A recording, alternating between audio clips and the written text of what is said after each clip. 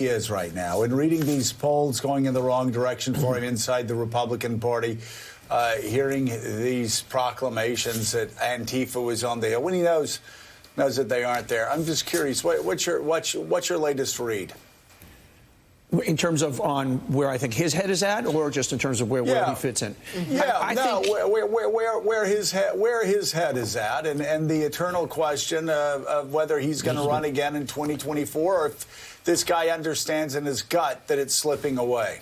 You know, most people that are inside his psyche know that he's always been more afraid of losing than winning. That to be a loser is the worst thing in the world. You know, that is it. It was drilled from his father from the time he was born. There are killers and there are losers in this world. And, you know, obviously, you talked also, he's already been a 3-time loser. If you were going to put a gun to my head, I don't know if that's a politically correct thing to say anymore, but I mean, just I apologize. You just said it, you're good. Okay. I actually think he doesn't run. I think he wants to run but not be president. He seems older lately. He seems, and I think that we're just, as you talked, we're just starting to see the cracks. I think the Glenn Youngkins of the party showed where there's an alternative way to go. And I think a lot of Republican voters kind of know in a general election he's a losing proposition. So, you know, my gut tells me he's playing.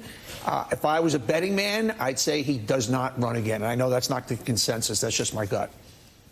Yeah, and I've been wrong about him so many times that I've lost count when I try to make these decisions. But I'm just with you. I think the parade's passing him by.